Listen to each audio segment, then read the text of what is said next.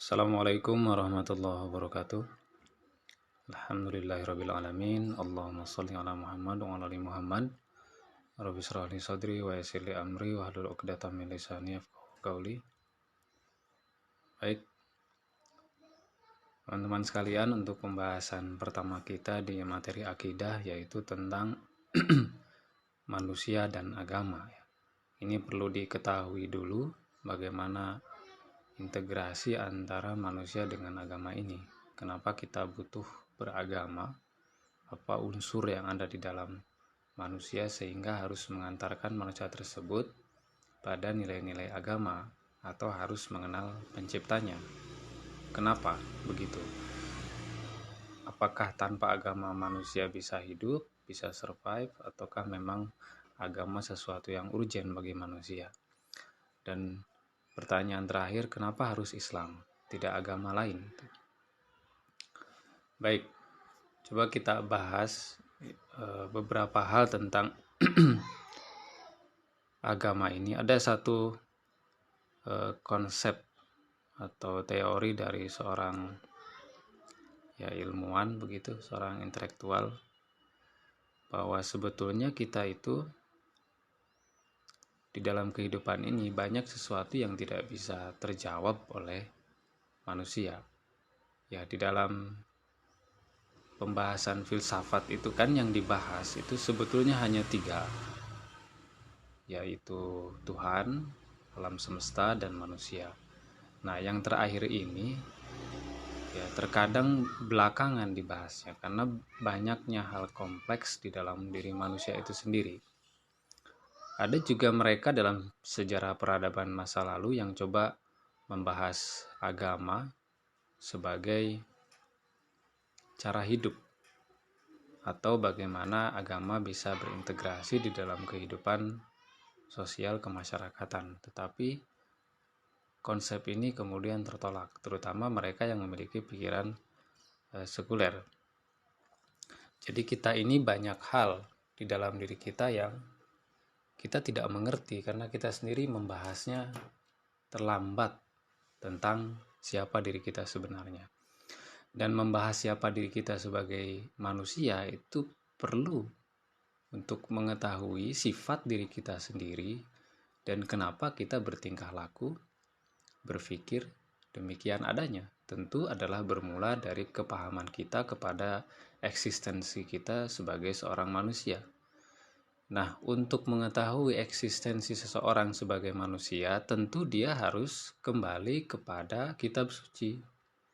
Karena disitulah bagaimana kita dijelaskan oleh Allah tentang segala kesempurnaan akan ciptaan manusia itu sendiri. Nah, kadang di dalam Al-Quran, penamaan manusia itu satu dengan yang lainnya tidak sama kalimatnya, katanya, karena sesuai dengan maksud yang diinginkan oleh ayat tersebut. Kadang kita disebut sebagai bashar, manusia itu. Kadang kita disebut sebagai insan, kadang kita juga ditunjuk sebagai Bani Adam, dan yang terakhir, kerap kali kita juga disebut sebagai khalifah. Nah, kesemua itu adalah manusia dengan peran, bentuk, fungsi, dan penampakan yang berbeda-beda. Contoh misalkan ketika Al-Quran menyebut bashar, itu memang hendak menyebutkan kalau manusia itu sesuatu yang nampak, sesuatu yang memiliki bentuk yang bisa diraba, disentuh, sesuatu yang diciptakan berdasarkan kesempurnaan fisik yang mampu teraba, terlihat. Dan seperti itu kan kita manusia itu. Satu dengan yang lainnya kita bisa menyaksikan, bisa melihat, dan memiliki kulit, memiliki bentuk. Beda dengan makhluk lain seperti malaikat dan jin, kita tak mampu melihatnya. Maka mereka tidak bisa disebut bashar. Ya, kalau dia disebut bashar, ya dia seperti kita gitu. Kelihatan dan nampak. Kadang kita juga disebut insan. Salah satu pengertian insan itu jinak, atau juga harmonis atau bekerja sama. Atau dalam bukunya Quraisyab itu disebutkan makna insan pun sebetulnya artinya adalah pelupa. Jadi kalau ada manusia tidak memiliki sifat-sifat tadi, sebetulnya kata beliau agak kurang wajar disebut sebagai manusia. Bahwa kita ini ya kerap kali lupa, kita juga suka kehidupan yang harmonis, tidak ingin bertengkar. Aslinya sebetulnya kita begitu. Artinya aslinya bahwa kebaikan itu awalnya sudah ada secara dominan di dalam diri kita sendiri. Yang ketiga kerap kali disebut sebagai Bani Adam karena menunjuk kepada ayah kita. Kita berasal dari orang ini, yaitu Nabi Adam alaihissalam. Juga terkadang kita sebagai manusia disebut sebagai khalifah. Ya, ini juga kata yang kadang akhir-akhir ini menjadi anti kalau sudah dengar kata ini kan. Khalifah, khilafah itu. Sebetulnya kan artinya sebagai pengganti khalifah itu. Mengganti yang sudah ada sebelumnya. Tentu mengganti yang dimaksud oleh Allah tujuannya lebih baik. Ya, yang sebelumnya itu tidak bagus. Nah, manusia ini kita bisa berimajinasi, berandai-andai bahwa Allah menciptakan kita karena Allah tahu kita memiliki kebaikan yang banyak. Ya. Dan lebih dari itu, arti khalifah itu juga diartikan sebagai pemimpin. Paling tidak kita harus mampu memimpin diri kita sendiri. Jadi kesemua 4 hal ini merujuk kepada satu entitas, yaitu manusia dengan penamaan yang berbeda-beda. Kita harus mengakui kalau kita memang anak cucunya Nabi Adam. Di satu waktu kita pun harus tahu bahwa kita punya kekurangan, kita disebutnya sebagai insan. Salah satunya adalah suka lupa. Namun di sisi yang lain, kita juga diserahkan dunia ini untuk kita urus. Maka kita disebut sebagai khalifah. Sewaktu manusia itu diciptakan, malaikat merasa ragu dengan apa yang, ya bukan ragu pada Allah ya, dia semacam mempertanyakan begitu. Kenapa menciptakan manusia yang mungkin saja tabiatnya seperti makhluk sebelumnya? Tetapi Allah mengatakan bahwa manusia itu makhluk yang kamu tidak tahu gitu. Dan Allah hanya menegaskan, saya lebih tahu apa yang kamu tidak tahu. Kalau dicermati lebih dalam, ada potensi yang dimiliki oleh manusia dan potensi itu tidak dimiliki oleh makhluk lain, yakni malaikat dan juga jin yang diciptakan oleh Allah. Hewan, tumbuh-tumbuhan tidak dimiliki, hanya manusia yang memiliki potensi-potensi itu, yaitu potensi untuk membuat sesuatu ya, mencipta dan juga mengembangkannya. Anda lihat saja di dunia ini ya, hingga sekarang selalu mengembang dunia ini, selalu bergerak maju ke depan, selalu ada yang baru, selalu ada perubahan di dalam kehidupan manusia. Itu karena kemampuan dia menyusun konsep. Ya kan, kalau manusia, malaikat hanya mengikuti saja apa yang disuruh oleh Allah. Nggak bisa dia mandiri untuk menciptakan sesuatu karena tujuan diciptakan untuk ibadah. Hewan hanya berdasar kepada instingnya. Nah, kita ini lengkap semuanya. Kita bisa kadang bisa berposisi sebagai malaikat, kadang bisa seperti setan, ya. Kadang mungkin sifatnya seperti hewan. Ya, di satu waktu kita bisa juga mengembangkan diri kita menjadi lebih tinggi. Itu konsep atau potensi yang pertama, kemampuan mengembangkan karena memiliki konsep. Kedua, bahwa kita itu satu potensinya adalah ayah kita itu memiliki pengalaman hidup di dunia. Itu semestinya menjadi pelajaran bahwa mereka yang berada di dalam kenikmatan itu sejatinya jangan terlalu berlebihan, karena pada akhirnya itu akan hilang. Ya, ini terlepas dari skenario yang Allah buat untuk kita sebagai manusia, untuk Nabi Adam. Tetapi itu menjadi modal dalam kehidupan kita bahwa bapak kita itu hanya karena satu kesalahan bisa rusak semuanya. Bisa jatuh ke tempat yang rendah. Untuk itu dalam mengarungi kehidupan dunia, ketika mendapatkan sesuatu yang luar biasa, kenikmatan apapun itu namanya, bersikaplah biasa, karena itu tidak akan lama. Itu ujian untuk kita. Dan pelajaran yang diberikan Allah kepada ayah kita Nabi Adam ini semestinya menjadi pemantik untuk kita melaksanakan kehidupan dunia ini hanya berdasar untuk nilai ibadah saja. Kayak sekarang teman-teman berada di kampus ini di Wadi, udahlah jangan usah berlebihan. Ya, nggak usah merasa wah aku bisa di sini. Biasa saja. Karena mungkin saja ke depan ada banyak hal yang bisa membuat Anda kecewa kan. Bisa saja begitu dan kemudian membuat turun. Jadi yang harusnya disyukuri adalah saya sudah belajar itu. Saya sudah berada di kampus yang orang lain tidak mampu merasakan itu. Harusnya kan itu yang menjadi nilai plus. Atau pikiran kita seharusnya diarahkan pada arah itu. Bukan hanya menikmati dengan apa yang dirasa sekarang. Tetapi memiliki nilai yang jauh ke depan. Potensi yang lain juga adalah dengan banyaknya petunjuk di alam semesta, dan ini sebetulnya kepada hubungan yang pertama ya. Bagaimana kita bisa mencipta sesuatu karena banyak petunjuk di alam semesta ini. Ya alam ini, fenomena alam ini. Dengan cara apa kita membuat petunjuk itu untuk sampai kepada sesuatu yang manfaat? Dengan akal. Perkembangan yang terjadi di dunia ini karena manusia melihat sesuatu di sekitarnya, lantas akalnya mengembangkan, jadilah sesuatu. Ya. Dari bentuk-bentuk teknologi yang kita punya, itu kan berdasar kepada pengamatan saja sebetulnya. Ya. Berdasar kepada tulisan di dalam kitab suci. Berdasar kepada fenomena semesta. Nah, potensi ini sekali lagi tidak dimiliki oleh makhluk lain. Kita yang mampu menciptakannya.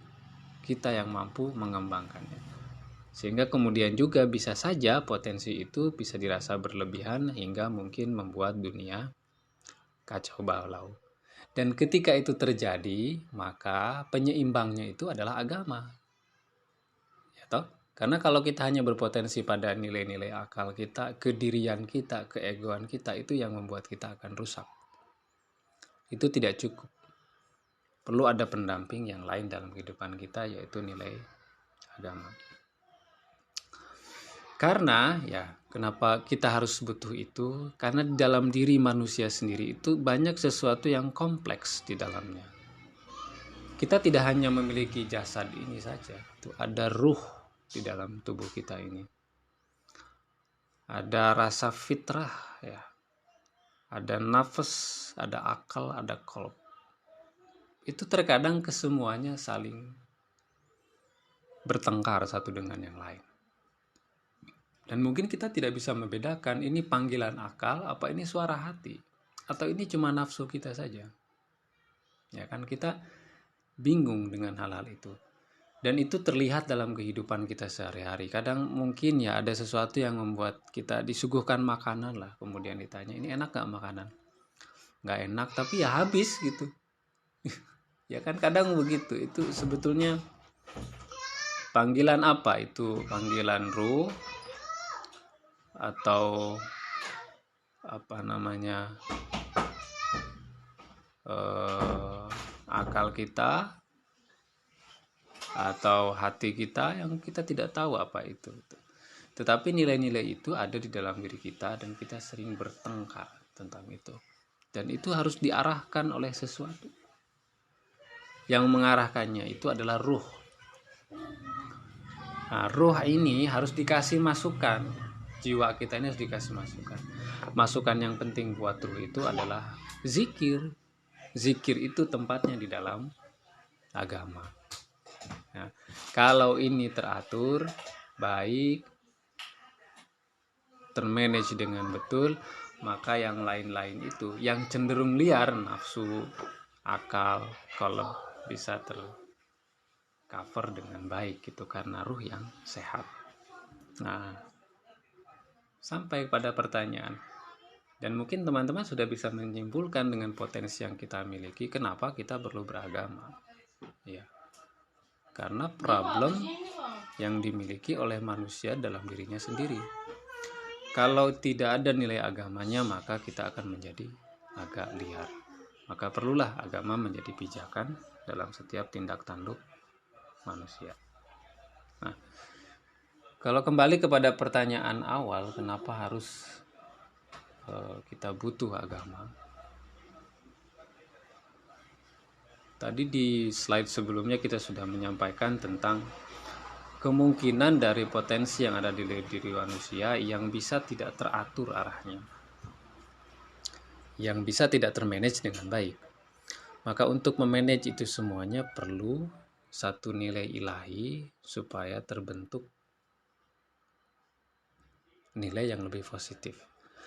Agama harus ada di dalam kehidupan kita karena memang itu bagian dari fitrah kita sebagai seorang manusia. Fitrah untuk pengen mencari sesuatu yang baik, sesuatu yang agung. Ibnu Tufail, seorang filosof dari Andalus, menulis buku Hai Ibnu Yaqzan. Ya, itu buku yang menggambarkan bahwa orang sebetulnya di dalam kehidupannya, kalau dia hidup sendiri tanpa ada siapapun, dia akan mencari tentang jati dirinya dia. Nah, ini kita dari mana, kemana, mau apa, dan itu yang memanggilnya adalah fitrahnya sendiri. Ujung-ujungnya manusia ini akan bertanya kepada dirinya, kenapa begini dan bagaimana bisa terjadi demikian. Dan itu disebut sebagai fitrah. Karena panggilan fitrah tersebut, maka kita dibutuhkan atau kita membutuhkan nilai-nilai agama. Kedua, kenapa perlu beragama? Karena akal tidak akan mampu menjawab berbagai macam permasalahan hidup. Seperti Anda melihat lukisan, ketika Anda mengatakan lukisan itu bagus, itu yang berkata akal Anda atau hati Anda. Nah, tentu itu bukan pekerjaan akal. Itu pekerjaan hati, pekerjaan iman, pekerjaan estetik. Menyatakan itu sebagai sesuatu yang indah. Orang yang pandai berenang itu hanya jago kalau dia berada di tempat yang tenang. Tapi kalau ombak sudah membahana, sudah tsunami ada, yang ahli renang pun tidak akan bisa menahan itu. Sama dengan problem yang kita miliki, bahwa banyak hal di alam semesta ini yang kita tidak bisa mengerti dengan akal kita. Atau di dalam syariat kita lah, misalkan kita hufen, ya kalau teman-teman tahu, hufen itu kan membasuh bagian pinggir dari sepatu ketika Anda hendak bersuci, kemudian melaksanakan sholat. Nah, para sahabat tuh pernah bertanya, kenapa yang dibasuh itu pinggir sepatu, bukan bawahnya? Bukankah yang paling banyak menginjak kotoran itu adalah bagian bawah sepatu?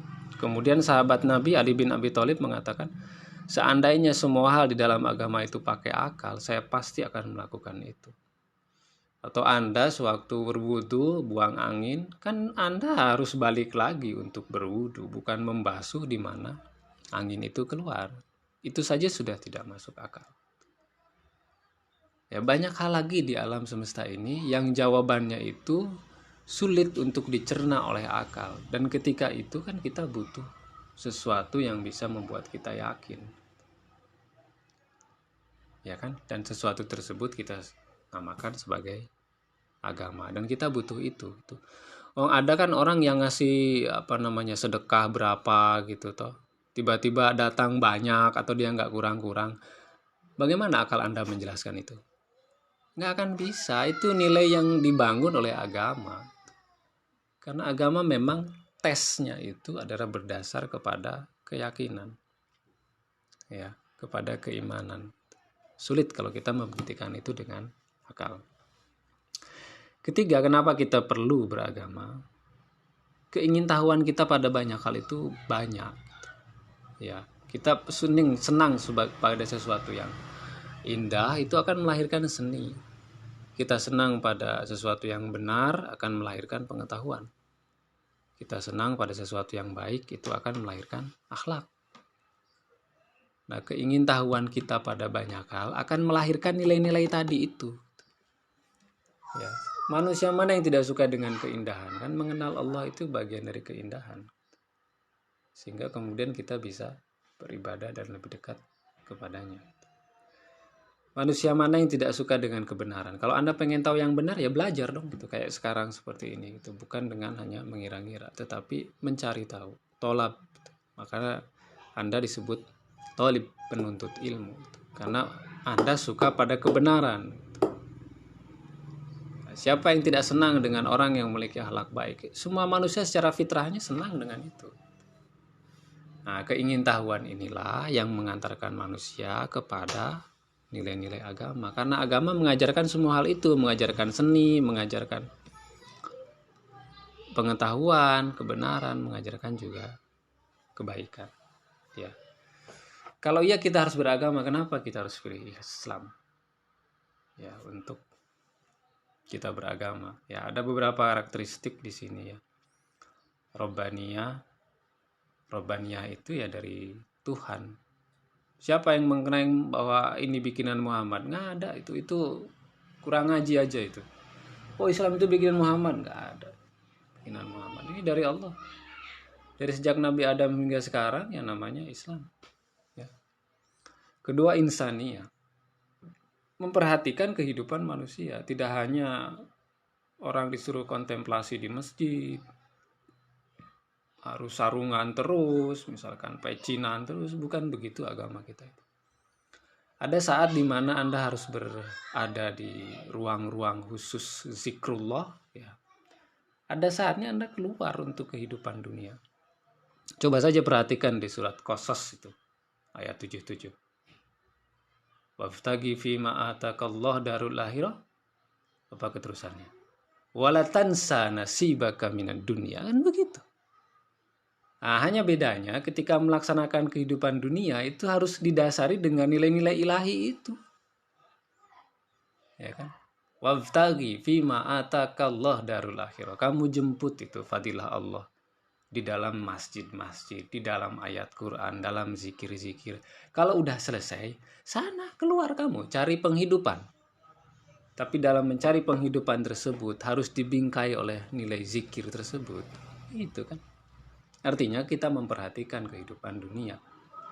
Kehidupan dunianya harus berdasar kepada nilai-nilai ilahi. Ya. Universal. Nah, Islam tidak hanya memperhatikan Muslim doang, ini kan untuk seluruh manusia. Ya. Wa ma arsalnaka illa kafatan linnas. Bahwa Nabi Muhammad itu diutus bukan sektoral, bukan untuk orang Arab. Semua. Dan semua orang bisa menggali, mencari tahu, mengkritisi, mencari kebenaran dari Islam itu. Ya. Jadi tidak dibatasi oleh suku. Modern. Ya, kita nggak anti pada pengetahuan itu. Banyak ayat-ayat kauniyah dalam Al-Quran berbicara tentang korelasinya dengan penemuan-penemuan sains. Ya. Salah satu buktinya adalah penafsiran Quran itu selalu sesuai dengan zaman dan waktu. Artinya kan memang ayat-ayatnya itu tidak lekang oleh zaman. Kalau kita nulis buku untuk masa lalu dipakai untuk masa sekarang kan tidak bisa, itu udah susah kan, karena itu bikinan kita itu. Tapi kalau Quran udah ditulis 1500 tahun yang lalu tetap bisa relevan untuk kita pakai sekarang. Dan banyak permasalahan dunia itu yang kita bisa rujuk kepada ayat-ayat Quran. Ya, toh ada di situ. Hanya kita memang tidak pernah menggalinya lebih dalam. Ya, realistis. Ya, bahwa kita juga bisa memaafkan atas banyak kesalahan yang diakibatkan oleh manusia itu sendiri. Dalam masalah ibadah misalkan. Ya kalau belum bisa sempurna mengenakan hijab, ya enggak apa-apalah, pakai saja dulu lah. Kalau misalkan berbuat salah atau lupa terhadap pelaksanaan ibadah juga maafu kan, dimaafkan, realistis. Jadi dibalik ketatnya hukuman syariat yang tertulis dalam Al-Quran sebetulnya ada gambaran-gambaran pemaafan di dalamnya itu. Itu bentuk realistisnya. Bahwa takwa itu bukan sekedar kamu dekat dengan Allah saja gitu. Takwa juga adalah menahan amarah. Takwa juga adalah menuntut ilmu. Ya kan, takwa juga itu memaafkan orang lain. Ya silakan saja itu cek di surat Al-Imran ayat 183 itu. Ya, itu disebutkan di sana. Ya, ada beragam banyak hal gitu. Nabi sendiri juga mengatakan ayu amal afdol gitu, pekerjaan apa yang lebih utama. Kadang Nabi menyebutkan yang lebih utama itu as-sholatu ala waktiha.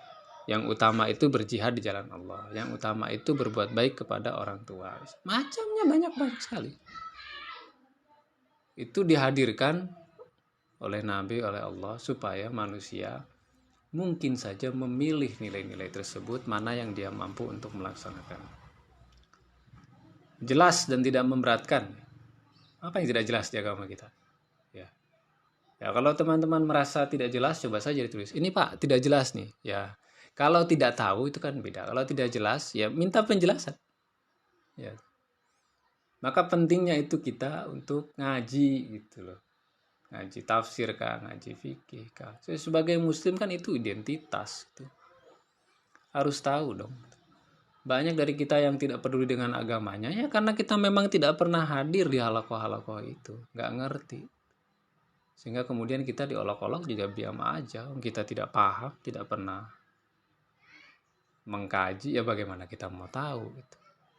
Anda punya waktu untuk ini, punya waktu untuk itu, ya juga sediakanlah waktu untuk memperdalami agama Anda sendiri. Karena kalau cuma di kuliah kayak begini ya terbatas. Tidak memberatkan, ya di mana sih agama kita yang bikin kita berat? Ya, orang tadi disebutnya itu realistis kan? Artinya bahwa sebetulnya tidak berat. Gitu. Ya inilah kenapa kita harus memilih Islam sebagai agama kita. Ya ini contoh yang lain di dalam keterangan-keterangan lain bahwa kenapa kita harus memilih ini karena ya beberapa hal disebutkan di dalam Al-Quran. Artinya salah satunya adalah kita agama yang membangun perdamaian. Ya. Kok ada orang Islam yang misalkan hidupnya hanya mencari permusuhan? Ya jangan salahkan Islamnya. Memang begitulah pemahaman kita terhadap sesuatu yang kita tidak mempelajarinya lebih dalam. Maka haruslah mempelajarinya lebih dalam agar kita mengerti bahwa tujuan sebetulnya ya namanya aja kita Islam. Islam itu kan ya terambil dari kata salam, damai. Bagaimana mungkin kita yang setiap kali bilang assalamualaikum mengajarkan sesuatu yang tidak salam, tidak damai? Kan tidak mungkin. Ya. Itu kan ini permisalan kita, greeting kita kan begitu ke orang, semoga engkau selamat. Kan gitu. Lah kok tiba-tiba kita dituduh teroris dan macam-macam? Tidak mungkin. Ya. Berarti kita bisa mengatakan ini bukan dalam agama kita, aslinya ini dari luar. Ya. Nah, ini saya kira masih sama, cinta kerukunan dan demokratis, itu ayatnya bisa Anda lihat. Nah, beberapa aspek dalam ajaran kita itu adalah ada 3 hal yang saya percepat saja ya, yaitu tentang akidah. Di dalam agama kita itu yang membicarakan nilai-nilai ketuhanan. Ada juga tentang hukum dan juga di dalamnya adalah muamalah, termasuk akhlak dan juga transaksi keuangan. Ya, saya kira itu teman-teman untuk pembahasan kita pada hari ini tentang manusia dan agama. Ya, jadi kalau Anda lihat kesimpulan lagi, di sini disebutkan bahwa kita ini ya memiliki potensi besar sebagai khalifah. Dan potensi itu seharusnya digunakan untuk mengenal pencipta. Nah, Anda ini punya keilmuan di bidang komunikasi, sebetulnya itu juga bisa menjadi potensi untuk mengenal Allah.